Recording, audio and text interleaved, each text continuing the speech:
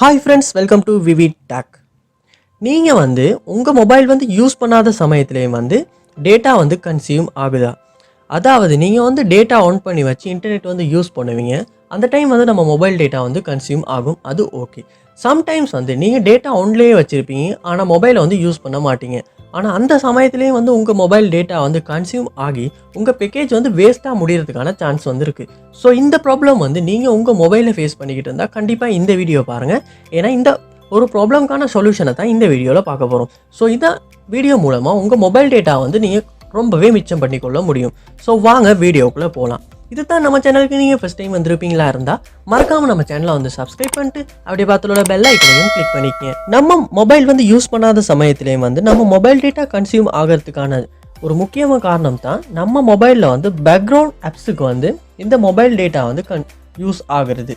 So இந்த நம்ம disable பண்ணுறதன் மூலமாக நம்ம மொபைல் டேட்டா நம்மளால் மிச்சம் பண்ணிக்கொள்ள முடியும். ஸோ வாங்க எப்படின்றத பார்ப்போம். ஃபர்ஸ்ட் ஸ்டெப்பாக நீங்கள் உங்கள் மொபைலில் செட்டிங்ஸ் ஓப்பன் பண்ணிக்கொள்ளுங்க.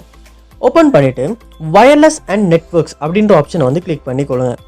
கிளிக் பண்ணிவிட்டு இதில் டேட்டா யூசேஜ் அப்படின்ற ஆப்ஷனை கொடுத்துக்கொள்ளுங்க. ஸோ உங்கள் மொபைல்லையும் டேட்டா யூசேஜ் அப்படின்றத எந்த இடத்துல இருக்குது அப்படின்றத பார்த்து ஓப்பன் பண்ணிக்கொள்ளுங்க.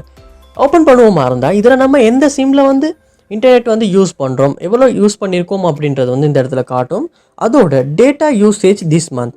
ஸோ இதில் பார்ப்போமா இருந்தால் நம்ம மொபைலில் யூஸ் பண்ணுற ஆப்ஸுக்கெல்லாம் எவ்வளோ டேட்டா யூஸ் ஆகியிருக்கு அப்படின்றதையும் காட்டும். ஸோ இதில் பார்ப்போமா இருந்தால் நம்ம எல்லா ஆப்ஸையுமே பார்த்துக்கொள்ள முடியும். ஸோ இதில் நீங்கள் எந்த ஆப்ஸுக்கு பேக்ரவுண்டில் டேட்டா ரன் ஆகக்கூடாது அப்படின்னு நினைக்கிறீங்களோ அந்த ஆப்பை கிளிக் பண்ணி கொள்ளுங்க. ஸோ இதில் பார்ப்போமா இருந்தால் யூடியூப்க்கு 355 MB இன்றைக்கு யூஸ் ஆகியிருக்கு.